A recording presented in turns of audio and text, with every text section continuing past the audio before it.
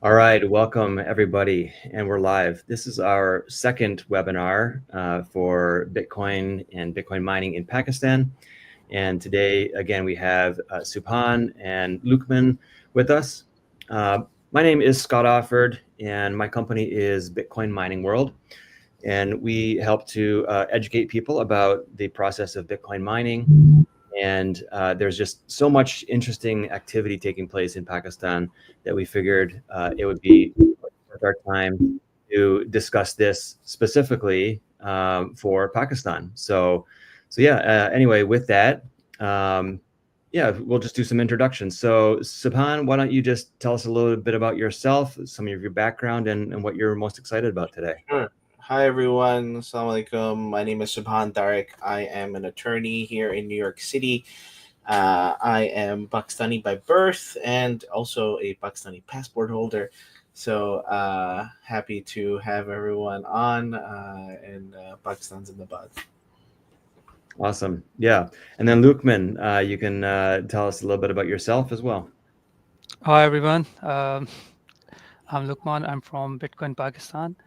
Uh, in Bitcoin Pakistan, we do Bitcoin education and research, and very excited to be here with Scott and Subhan, and very excited about the prospect of Bitcoin in Pakistan. So looking forward to this conversation. Yeah, so that's awesome. And I'm definitely going to open it up to you guys, Subhan and Luqman, and I'll just kind of disappear into the background. But I will pop in for a little bit when we're talking about the specific mining sites that we'll be discussing. So some very interesting opportunities do exist there in Pakistan for Bitcoin mining, and all sorts of interesting advantages, pros and cons, all over the place that we're going to be discussing. But first of all, I guess some interesting news came out, right? The strategic Bitcoin reserve, it was announced, at least some plans for it, and then some Michael Saylor potential fake news. But yeah, I don't know, Subhan. You have some feelings and some thoughts about the level of organization, right, and the kind of the Yeah. order in which all of this is being done. What do you think?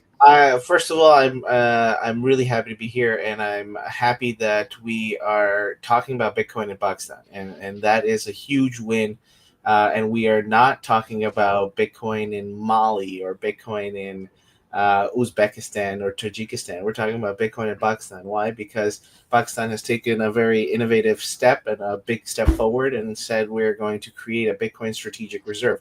So it has put us on the map. However, we may have kind of rushed to the announcement part of it without doing the groundwork of actually stashing some Bitcoin away. So I am optimistic about the future. I just wish that we get our messaging cleaned up so that we can really leverage the news and get the boots on the ground that are moving this thing forward. Yeah, absolutely. And Lukeman, what are your thoughts on some of this? Yeah, I'm also very optimistic, and as you all know, recently the Pakistan Crypto Council had announced during the Bitcoin conference in Vegas that Pakistan will be having their own Bitcoin strategic reserves. So, which is a very positive news for me as someone who's in Bitcoin and from Pakistan, to see that, like Subhan said, that Pakistan. We were not expecting Pakistan to talk about Bitcoin in 2025, so it's very positive news, and also that we also Michael Saylor having conversations with the federal minister and the crypto head in Pakistan. So it is a very positive development. Yes, we would like it to be, Bitcoin only project or Bitcoin only conversation. However, I think the fact that we are talking about Bitcoin in Pakistan and there is a conversation, which is it is very positive, and I'm very optimistic about it. And I'll say this: look, it's not only that there was just an announcement and nothing else. So there was an announcement. They had CZ, even though however I may feel about the altcoiners, but they had CZ come. Now they're meeting with Sailor. Now they are trying to wrap their heads around what are we actually doing, and maybe they were a little too transparent on the governmental level by talking about this outwardly open in the public so quickly, But you know what? It has really accelerated the conversation over there, because, or else what happens is the bureaucracy takes over, and if you come up with some sort of large innovative idea, you're going to kind of get laughed out of the room by all the bureaucrats who are like, no, no, no, we can't do this. Exactly. Yeah. Well, that's very interesting, and we could definitely get more into that as we go on. So we have a good set of questions here that we're going to ask, and Subhan, for the most part, I will leave it up to you. But maybe this is a good time for me to share on the screen this map, right? Because one of our colleagues, Farouk, came up with a list of ideas, or was it you, Luqman, as far as some potential mining sites, right? Yeah. So if we're talking about Bitcoin, we're talking about mining. Both are very feasible to be done in Pakistan. So let me just put this on the screen here. Yeah, so we identified some sites here. And does somebody just want to kind of touch upon what these sites are and what they mean? Right. Okay. So basically, we have picked up 5 potential sites from the. This is based on NEPRA's 2024 end of year report. So these 5 sites have very good cost, generation cost in terms of, you know, in PKR and US dollars. So the average is around 4 to 5 rupees, and they have good surplus which is obviously very good to mine Bitcoin. And also the northern part of the country. I think 3 sites are in the northern part of the country. If you look at the map, yeah. So obviously the temperature there is very good. So which is obviously ideal for Bitcoin mining. Yeah. So Your these are the cooling 5. costs down, right? Yeah, yeah. So the cooling cost is less in these areas, and there are other sites as well in the northern sides, but in the northern part of the country. But we have picked these 5 And just as a conversation starter, really. those who may be unfamiliar with Bitcoin mining, as you're running these devices, it generates a significant amount of heat. And uh, in the northern areas, you can dissipate that heat very quickly, or you can even potentially capture parts of that heat for heating of homes, or even of the power plant itself. You can just heat the power plant using the heat that's generated from the Bitcoin mining.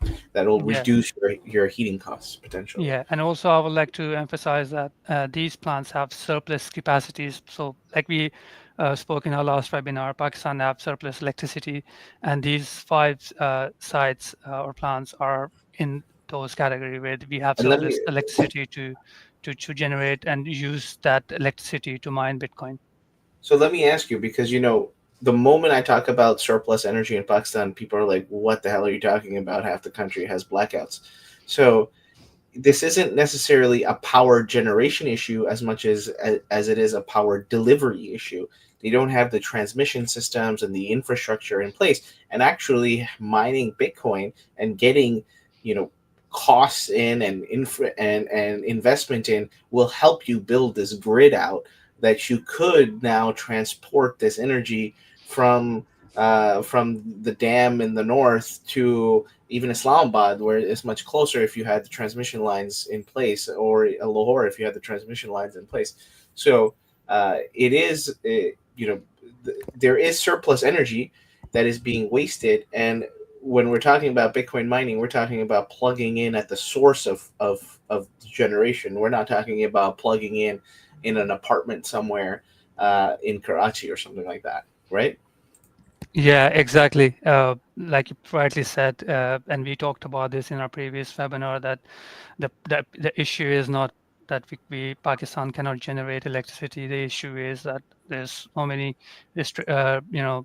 issues in terms of delivering that electricity to the demand area. And also in some cases, actually in most cases, the generation is way more than the demand, because of the projects which were previously created in Pakistan. So yeah, and that's a perfect solution, like you said, Subhan, that capture that surplus, convert that into Bitcoin, and use that revenue to upgrade the infrastructure of these plants, and also boost the economy of Pakistan. So there was a great question that I just saw that slid across the screen and then got that went away. was that where talk about these locations. Are these for institutional investors, or what's the scene there, Uthman? I mean, these locations, like we mentioned, they're surplus power that's being is at the source. You're plugging it in. Institutional investors, this is going to be, yes, it's going to be. You're going to need a company. You're not gonna. It's not going to be like Subhan Tariq going and plugging in my miner to the grid over there and Yeah. getting power. You're going to need to have an infrastructure set up for Yeah, I this. mean, you need clear regulation, you need clear policy framework for this, and so that you invite all these investors. And there are, as you know, you and me know that there are plenty of people outside Pakistan and also within Pakistan who are willing to invest in these infrastructures because they know they can access cheap electricity, and they have the amount of electricity is enough for them to continue and start their project. So, so we need clear infrastructure, clear policy framework, protection and safeguard for these companies. Tax laws, regulations, all sort of licenses and all that, so that they can start. And they are waiting for the government to deliver that framework, because we know from, like, obviously from our conversations from different miners all over the world, they are just waiting for the government to give them those licenses, start the policy framework, have some sort of framework where they can actually physically come to Pakistan and start these projects. So how can Pakistan reassure the public and international investors then that Bitcoin mining will benefit and not burden the local the local grid, the national grid, the country, and the people? Yeah, I mean, the education is very important. So most Pakistanis think that the load shedding problem is because we do not have enough electricity. So that's the misconception that we need to clarify with masses. And also, if we have like I said, I think it all goes back to the clear framework. So if we have clear framework, we have safeguards in place. We make sure we use those plants which are actually feasible for mining. So not all plants where there's surplus electricity are feasible for mining due to other and various reasons.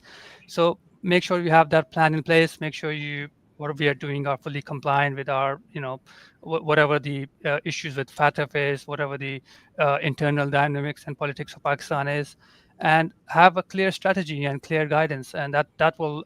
And once you have those miners coming in and mining Bitcoin and generating revenue, and government will see those Bitcoin being mined, and whatever the partnership criteria is, eventually people will realize that this is a good for the country, and we will see those plants getting improved because miners are there, right? So there will be incentive for both the government and the miners to upgrade those grids and those plants, which will benefit the local economy.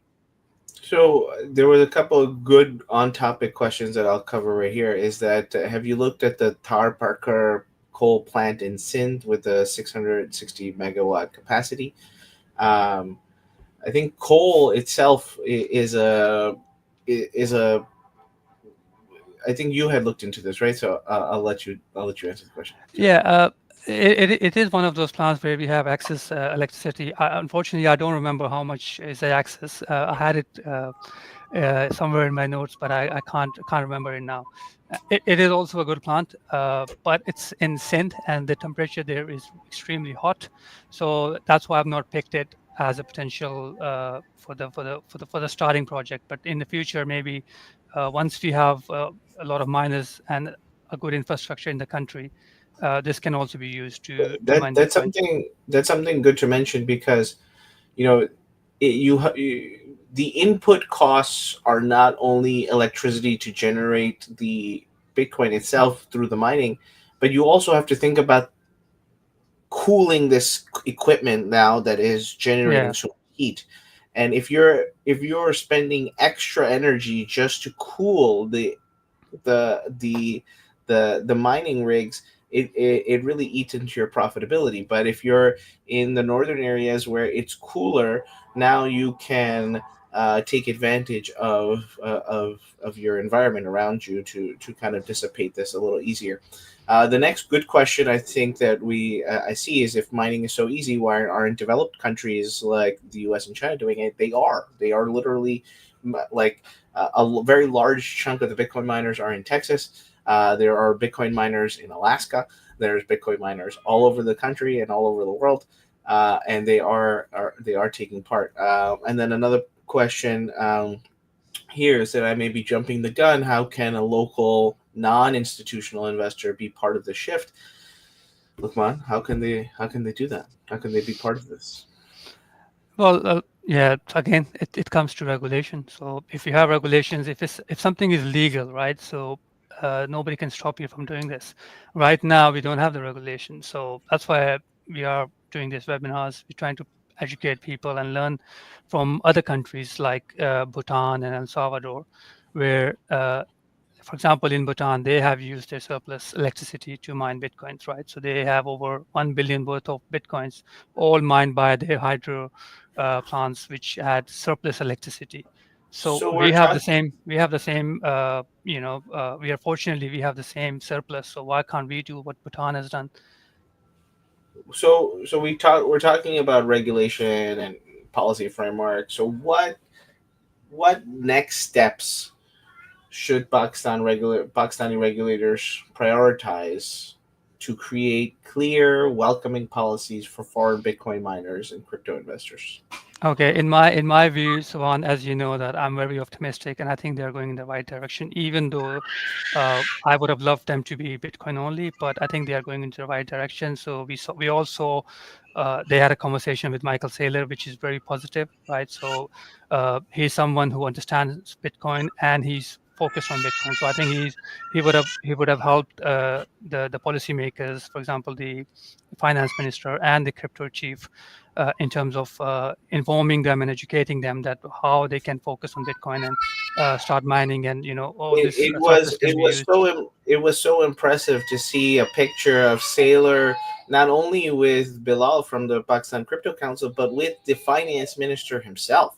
Yeah, So it's starting to get near the top there. I know that the media may have jumped the gun a little bit because, from my understanding, and this is just my understanding was that they had a video chat meeting, and in which he advised them, like all Bitcoiners do, to just buy Bitcoin, yeah.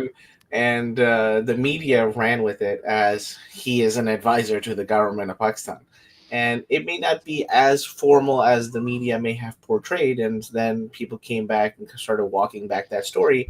If I give advice to the government, am I a formal advisor to the government? Probably not, but if I, but the fact that they were willing and able and actually had a meeting and the finance minister took part of it, that means that they're taking this thing quite seriously, and it's not just like a local fad that they just gave to some kid and said, "Hey, go do this thing." Yeah, and don't forget, they only released one last minute of the conversation where Michael spoke for a minute and in his closing remarks. So we do not know what the conversation took place, in that 1 hour or 30 minutes call. So, but I mean, knowing Michael Saylor, and we all are very thankful to Michael for his role which he has played in Bitcoin community.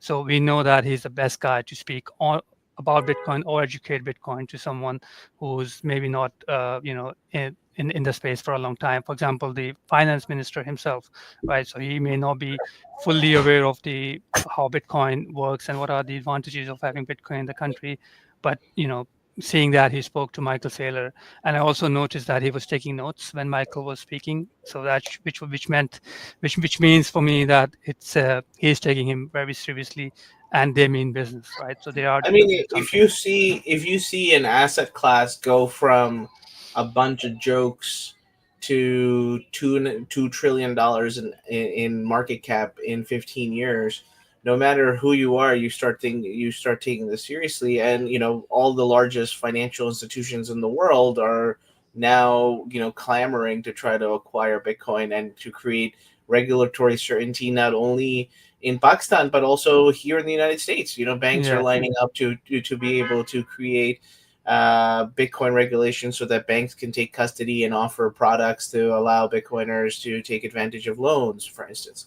Um, and something, I have I submitted my own policy framework to the government of Pakistan that lays out like a 24-month process that I believe that they should follow, including in order to protect consumers and protect investors, create a the equivalent of what they did in the UAE with in Dubai with the Dubai the Dubai Dubai Blockchain Center, where they have a DARA, a Digital Assets Regulatory Agency, and this way you can create an infrastructure where it's there is no vacuum, and there's lots of scammers taking hold, and you can create a policy framework and an entity that's whose job it is to regulate these things. But probably the most exciting thing that I proposed to them was to create a rupee Bitcoin bond. And this is the first time I'm ever talking about it in public. And if you ever hear about it from anyone else ever again in the world, you know that it came here first. Uh, but a rupee Bitcoin bond, because if Pakistan enables Bitcoin and USDT, for instance, that will lead to a precipitous flight from the rupee. People in Pakistan are already not uh, holding their savings in rupees. People are holding it in gold or dollars. And if you are enabling Bitcoin now, and if you're enabling USDT, aren't people going to just run away from the rupee and lead to a massive decline? Mostly, the really great, the largest achievement of the current government of Pakistan is that they have been able to keep the rupee stable for an extended period of time, which has not happened in decades in Pakistan. And so if they enable Bitcoin, will this lead to a drop in demand for the rupee? And so, Luqman, if we enabled Bitcoin in USDT in Pakistan, how soon would you probably see a flight to quality amongst investors in Pakistan? Well, in my view, it is already happening. So people are flying capital out. Whoever wants to fly capital out of the country, they're already doing it, right?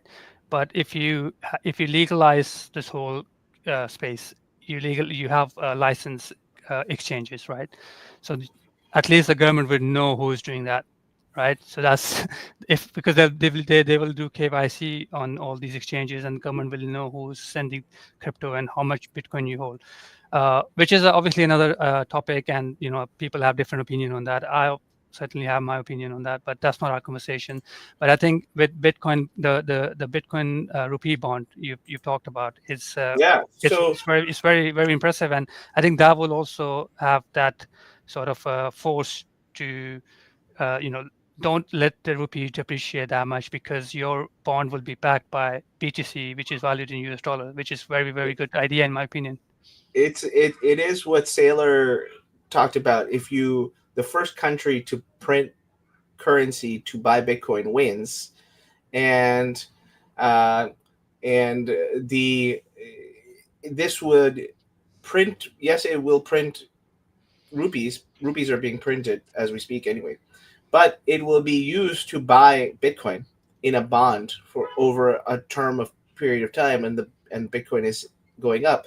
So they are actually creating a essentially the reserve, because currently the reserve currency is not necessarily just the US dollars. The reserve is actually the treasury bonds that the central banks are keeping, and they're getting yield on they're getting yield on those treasury bonds. So but if the US government, the issuer of the current global reserve, the issuer of the treasury, is themselves buying Bitcoin and backing their currency with Bitcoin, then it makes sense that Pakistan needs to, and other countries, developing nations, need to do the same. They need to go and try to back their currency with Bitcoin. So this way, it gives them some sort of backstop. Just like I hope the government of Pakistan, the central bank of Pakistan, has gold. I hope that they are able to quickly start acquiring some Bitcoin. Yeah, I think that's the idea of Bitcoin strategic reserve as well. So, however, I think Bilal clearly mentioned during his speech in Vegas that Pakistan is not looking to buy any Bitcoin. They will only use the one they already have. I mean, uh, which they have taken from criminals or people in the country. I don't know how much they I'm have. actually, I'm So that's actually, yeah, I was there when I was in person when Trump announced the Bitcoin strategic reserve in the United States at the Bitcoin conference last year in Nashville, and my immediate thought was, this is really scary because now you are incentivizing the government to go after individuals who currently own Bitcoin. So, because the government doesn't want to buy the Bitcoin themselves, they just want to take yours. And so you're incentivizing the government to nitpick a way to go after investors and essentially steal their Bitcoin, yeah. and that can cause problems. Yeah, that's why it's important to classify Bitcoin, whether it's a commodity, it's a property, whatever it is. So it's also important for Pakistanis and the government and the policymaker to make sure they have the right classification. So are we considering Bitcoin a currency or are we considering Bitcoin a commodity, like most of the Western world? So then you have your property rights, right? So if you have your property, nobody can take it from you. Uh, just because they want to. So that's why it's very important that we not just the regulation of Bitcoin and how Bitcoin mining and how Bitcoin will be traded, but also that we have proper classification on what is what is Bitcoin, right? Is it a commodity? Is it a property? Is it a currency? We need clarification from the government on that as well. And so, what potential benefits could Pakistan gain by holding Bitcoin reserves as part of its national financial strategy? Yeah, I think we already talked about it, right? So you've already talked about it that having Bitcoin in your reserve, well, this is a hedge against your rupee uh, depreciating, and not only that, it will also make a sort of a incentive. You will incentivize the Bitcoin community all over the world to come and invest in Pakistan, like El Salvador has, right? That is a very small country, very small GDP. But if Pakistan is open to Bitcoin and the Bitcoin community, that will give a very strong message because not a lot of developing world is open to Bitcoin right at the moment. So and even countries where there are very pro Bitcoin or crypto friendly at the government level, for example, at the banking level, even in the UAE, right? So you have issues when you're dealing with a crypto or Bitcoin business. So if Pakistan goes through that approach and have their foreign reserves or have a Bitcoin strategic reserve, that will give a very, very strong message to the whole banking sector in the country, or the policymakers, and also the international community that Pakistan means business, You and we know, are very open to Bitcoin and welcome them. as you were talking, I remember, I visited El Salvador a few years ago. El Salvador has less than 10 million people that live there, Yeah, and they have more than 6,000 Bitcoin. Pakistan has 250 million people, and so we should have 25 times the amount of Bitcoin. And that really, Nayib Bukele has really set a gold standard or a Bitcoin standard, right? For yeah, countries around the world that you guys need to like get catch up here. And it's very interesting because in El Salvador announced Bitcoin in 2021 in September. Later in that same year in 2021, I had dinner with the governor of the State Bank of Pakistan, Raza Bakr. I offered him all my Bitcoin, and told him to create a Bitcoin strategic reserve at that time. And they didn't. And he said no. And he's an IMF stooge. And Raza, if you hear this, you should you're an IMF stooge. Um, and the they didn't take it. And now years later, 5 or 4 years later, we're talking about a donation model for creating a Bitcoin strategic reserve in Pakistan, and I hope Rosa Bakr never gets a job again, because he cost the country quite a lot of money over the years. Yeah, but you're absolutely right. But I think I'm still optimistic because we are in 2025 and Pakistan has announced a Bitcoin strategic reserve before India, before other developing world or Far East Asian countries.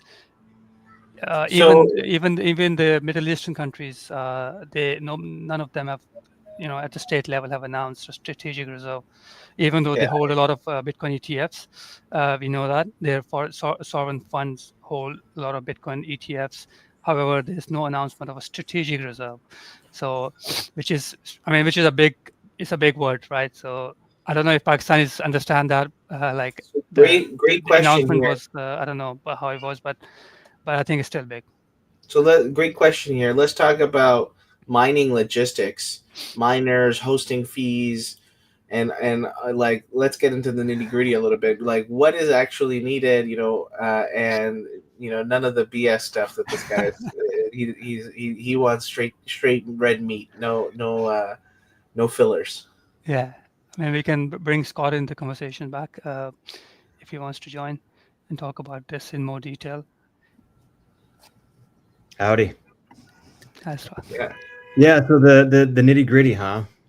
Um, yeah. I mean, as far as logistics of Bitcoin mining, I think one thing that we realized last time we did a webinar, people had some questions. They were like, "Hey, I'm ready to buy miners. How do I do it?" Well, right now it's a little difficult. There's not many direct places already inside of Pakistan where you could buy Bitcoin miners, but it doesn't mean that you can't get into mining. There's Azam. Howdy.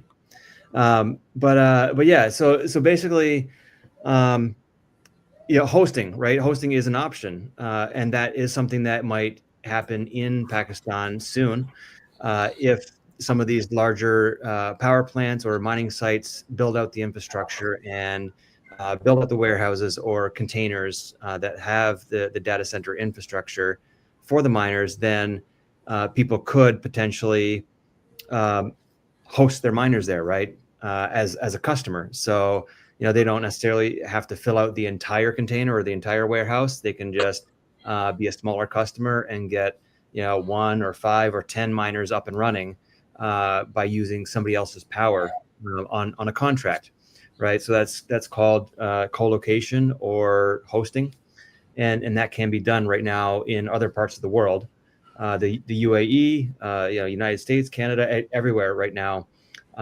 where people feel safe sending their miners or buying miners and getting them hosted. People are doing this, right? So that could happen as well in Pakistan. But like you guys were talking about earlier, it might not feel very safe right now, right? Because if the government is talking about taking crypto from people and using that in their strategic reserve, well, there's no specific rule saying that you're even allowed to have crypto. So I'd be a little hesitant today, right? But that could change even in a matter of a few weeks or a few months, depending on what the government is going to do. But yeah, as far as hosting fees, usually a Bitcoin mining site is going to want to make a couple cents or a few cents for every kilowatt hour that's being used. It's very variable. Sometimes people will offer revenue share, right? So if you're approaching it more as an investor, or if you have capital that you can invest, for capex upfront, sometimes you can actually reduce your electricity costs, or at least the hosting fee that somebody's going to charge you. So if you really approach it more as a partner and say, "Hey, I can invest in this. I want to be more of a partner," then maybe there could be a revenue split between the person that's building the infrastructure and the person that's coming in to provide miners. So there's really all sorts of different ways to do it. You can get very creative, and most Bitcoin miners are interested in that, right? Because this is a capital intensive game. Uh, one of the biggest limitations in this game is either access to power or it's just access to capital. So yeah, that's really what it really comes down to. And what we found in this industry is, you can't do it all yourself. Nobody really has the expertise to do it all. You're not an island, right? It takes a team, or like they say, it takes a village to raise a child. Well, sometimes it takes an entire city or country or a team to build a Bitcoin mine. So, talking about the brass tacks, the nuts and bolts here, no BS. You're going to need somebody that has IT experience, getting a network up and running, right? These things are computers. They're networked on computer infrastructure.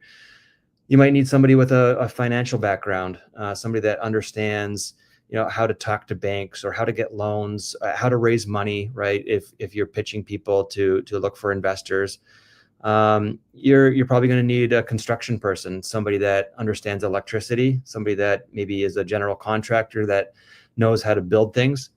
So that's always a good idea, right? So that's just an example of the type of people that you might need involved in your project. And you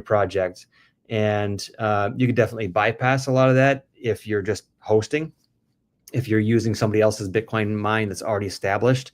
There's also a premium to that. So yeah, there's definitely a lot involved in that, and hopefully that brings some clarity, but I know it probably will bring up a lot of questions too. So I saw an earlier question about the asset classes being used for money laundering. Um, and I just wanted to clear up a few things. Number one, more money is laundered in US dollars than any other form of currency anywhere in the world every single day. More money is laundered in Pakistani rupees than in Bitcoin every single day. Bitcoin is just money. That's just what it is. You're just talking about fundamentally what you're talking like. That's like me saying this is a water bottle. This is what money is. Like, Bitcoin is money. So if you're talking about money laundering, if you're not following the proper regulatory things and you're not paying your taxes, that's a separate situation. But if you're talking about something being used for illicit things, more money is laundered in gold, in US dollars, and in rupees than it is in Bitcoin. So should we ban all of those things? Probably not. So that's just something to keep in mind, and we'll continue on. Scott gave a really good understanding of how mining works. You don't want to if you're going and doing this at a large scale, you don't want to be paying somebody else to host it for you. There's a premium you're going to be paying, so you want to be able to do that yourself. This is Luqman, if I can ask you, so how important is public awareness and grassroots support in successfully integrating Bitcoin and stablecoins into Pakistan's economy, and how can this be effectively encouraged? Sorry, I was on mute. Yeah, so obviously it's very critical for trust and adoption. So people, I think Bitcoin is a down to up sort of a revolution. So it's important for people to understand it, and then they will adopt it, right?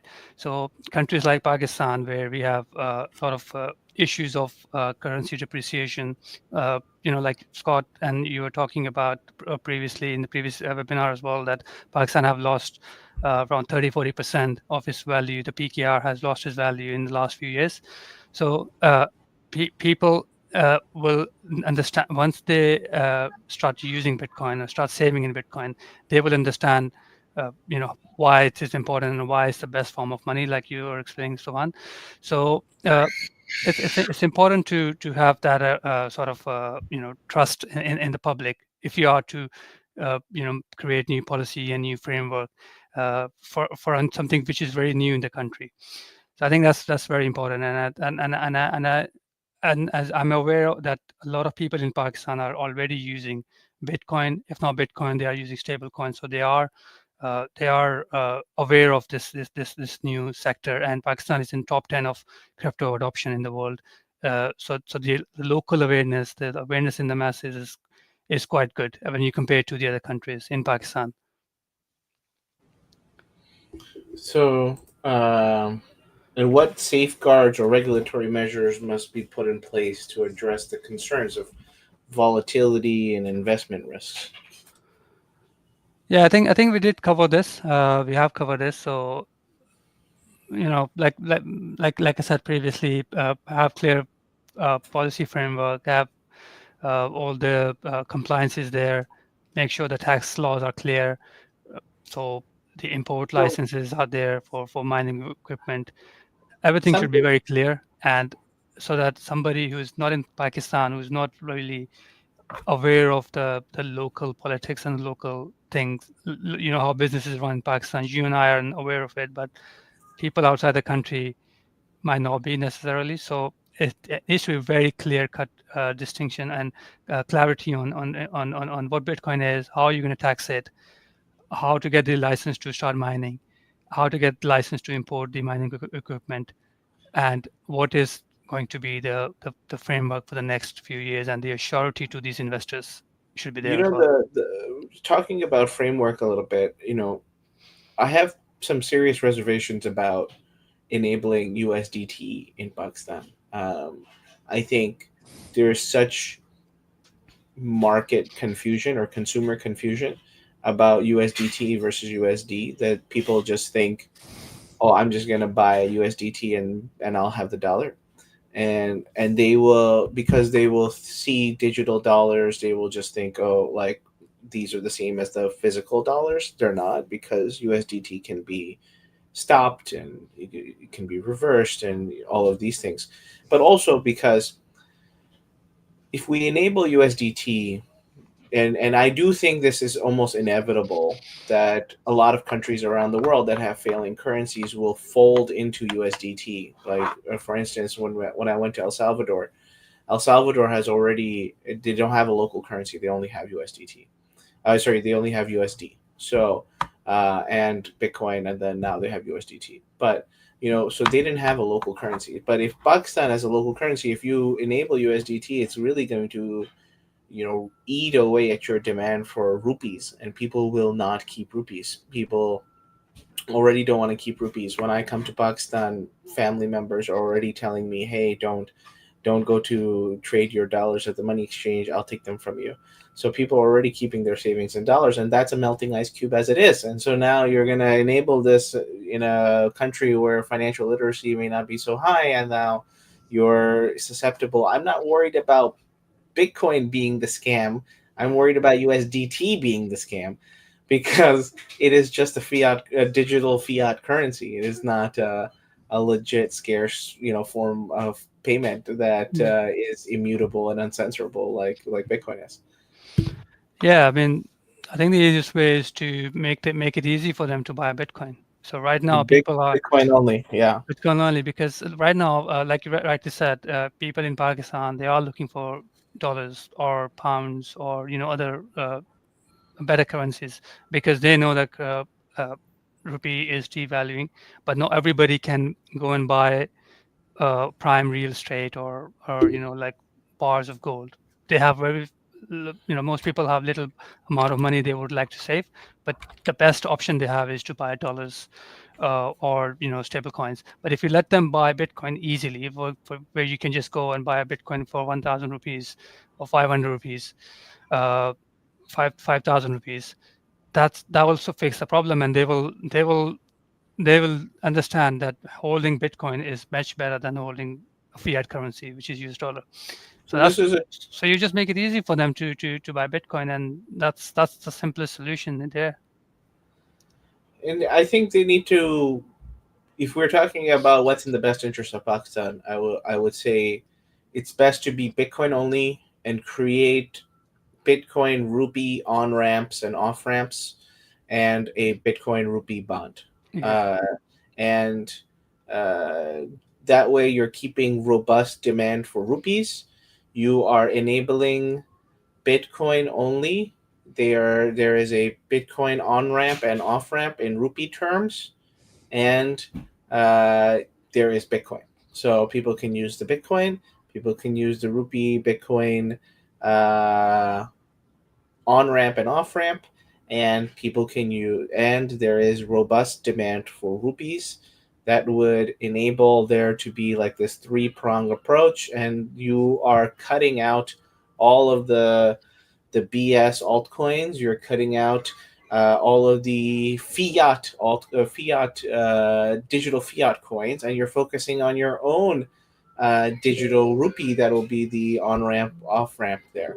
Also, so but the question that we had, that came up earlier was, for now, we can say that Bitcoin is growing and it has potential, but what are the signs of its fall as every mean of exchange was replaced by the other? So, what could determine a fall of Bitcoin? Well, it's not falling, it's going up. It's the adoption is actually increasing because I think that it's a question where which has a very long answer, but I don't want to go into that because you need to understand what money is, right, in order to answer this question. Because uh, there's a reason why gold uh, was a good money because of the characteristics it had. So, it has a very limited supply, inflation rate of now it's only 2%, and it's nobody can replace it, nobody can create a new one or copy it, and it is acceptable everywhere in the world because because of the characteristics it has, and that's why it was considered as a good money. So Bitcoin is actually a better money than gold because it's digital, and it can be, you know, saleable across space and time, and it doesn't have a limited supply. It has a finite supply, right? So which makes it even much better to save your wealth in it, and that's why it's very hard for it to fall because uh, nobody can create a new Bitcoin, although it's an open source software, but it does not. I cannot create a new Bitcoin because it would not have the same network effect and the decentralization which it has. You know, the Also, yeah. So that's why Bitcoin is is actually designed to be the perfect money, and it cannot fall. There's no way that Bitcoin can fall as money because it I, has all the characteristics which a money should have, and it is also digital, which makes it perfect. I will say that there is an adoption cycle for money. So the adoption cycle for the last money, which was U.S. dollars, started after World War II when Bretton Woods, and is 80 years in the future. Now it took 80 years for the adoption of the dollar to take place, and so we are only 15 years in on Bitcoin. And Bitcoin during that 15-year period of time has gone from zero to $2 trillion in market cap. And now all of the largest countries in the world are adopting a Bitcoin strategic reserve. The largest asset managers in the world are creating Bitcoin ETFs. All the largest banks in the world are trying to line up to create Bitcoin custody and financial products. All of the largest institutions, all the largest nonprofits in the world are creating Bitcoin treasuries for their nonprofits. And it is only a matter of time until this adoption cycle continues and grows. Do you want to be the person who saw the internet come alive and did not take part, or thought that email was going to go away, or that cameras on phones were going to be a fad? We have to see the adoption cycle and see the technological advances and be at the forefront of them, or else we will just be left behind. And so now is a great time, as we have 10 minutes left, for questions. If anyone has questions, please feel free to send them in the chat, and we can cover them. Um, what can other countries learn from Pakistan's model of adopting Bitcoin? I see. I read the question and I want to kind of answer it myself. Sorry. Is that Pakistan is the first Muslim country to come out and say this? Pakistan has one of the primary offices of the OIC in Pakistan. Pakistan is very, very strategically important, not only in terms of geography, but because of its leader status in affairs that are relating to Muslims. Pakistan is the only nuclear Muslim country, uh, so that is something to keep in mind. Um, and see, okay, I see more questions down here. Will you guys be holding spaces to have bigger rooms and get Pakistanis?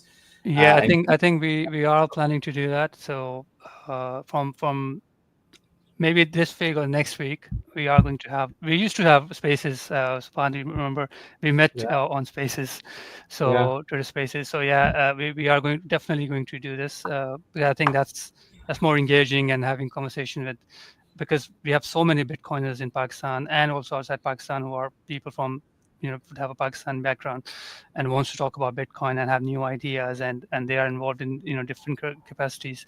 So yeah, definitely I'll post it out and we'll have some yeah. spaces. One of the founders of the Bitcoin Center of New York back in 2013 is a Pakistani American, Hamdan Azhar. There are so many Pakistanis in Bitcoin. It is just like we just need to find a unified voice so that we can lobby together for the people of Pakistan. These companies like Schulmanger, I don't will buy these machines. I didn't get that part. We also have physical meetings, Pakistani Hodl. So we also have physical meetings from time to time. I met Luqman in person earlier this year in February in Lahore, and so there are physical meetings. Given the current global tensions and stuff, we probably have it online at the moment, but there are there are meetings both in person and online and all of the above.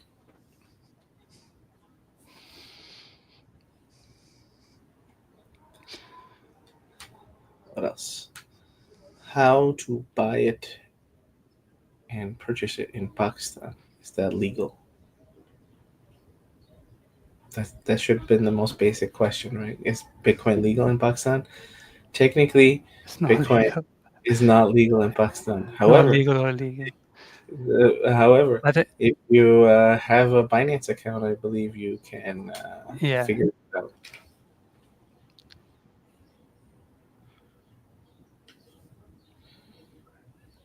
Yeah. So right. I Okay, see I think we we're can wrap going to this be up. wrapping up. Yeah. We can have Scott jump back on to do the wrap up. If you want to have those QR codes so people can join these conversations online and on the Twitter thing, that'd be great. Everyone should scan their phone now. Scan with your phone now Yeah, this and is join, the join the conversation. Telegram group. There's a little bit of chat going on in there.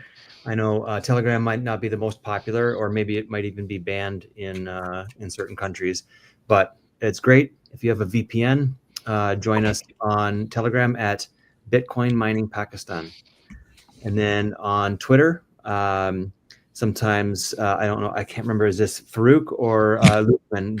Who controls the Bitcoin Pakistan? Both for myself, both of Okay, us. on Twitter. Yeah. So there it is right there, Pakistan Bitcoin. And then you were talking about the in-person meetups. So meetup.com is actually a great resource as well. You can see there's more than 1,000 members in there. And sometimes they will meet in person. But also on meetup.com, you can do virtual meetups as well. And then this Facebook group as well. You can go to facebook.com/group/BTC Pakistan to learn more about Bitcoin on Facebook. So yeah, definitely some great resources there to continue the conversation in between these webinars. Not sure when we're going to do the next webinar, but somebody was asking about spaces. Yeah, so these webinars so far have been broadcast to Facebook, YouTube, Twitter, LinkedIn, as many places as we can as possible. So we're technically using the Twitter Spaces functionality right now, but we can't necessarily give great warning on Twitter because of the way that that works. Usually when you create a Twitter Spaces, you can schedule it in advance and let people know about it so they can retweet it. But the way that this software works here is the Twitter doesn't activate until we go live. So that's why we usually depend on the StreamYard.com or the YouTube feed, because we can actually know what the URL is in advance. But yeah, well, great. I'm so happy that everybody joined us today. We had maybe in total about 130 people across all the different social media platforms for this hour that we've been online. And I think we were able to answer a lot of great questions about Bitcoin and Bitcoin mining in Pakistan. There's more conversations to be had. There's more education available, and I'm sure there's going to be a lot more news in the coming month about Bitcoin and Pakistan. So anything that we can do, and that Subhan and Luqman and Farouk, who's sometimes in the background, as well as our friend Rorik, anything that we could do to help, let us know. You can always find us on Telegram and other places online, and we'd be more than happy to answer your questions. So yeah. Anyway, any last comments, guys? No, Yeah, thank you everyone for really, coming. thank you very much, Scott and Subhan, for hosting this webinar. And this is a good way to learn about Bitcoin and educate people. And like I said in the start, I'm very optimistic and very happy that Pakistan is moving forward with Bitcoin.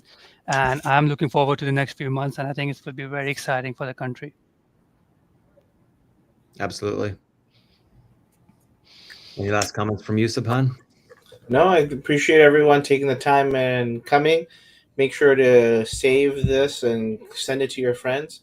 And I hope Pakistan is able to create and launch a robust Bitcoin infrastructure. And Pakistan's in the butt. All right, guys. Thank you. Right. Thank you. Thank you. Be Thank you. safe.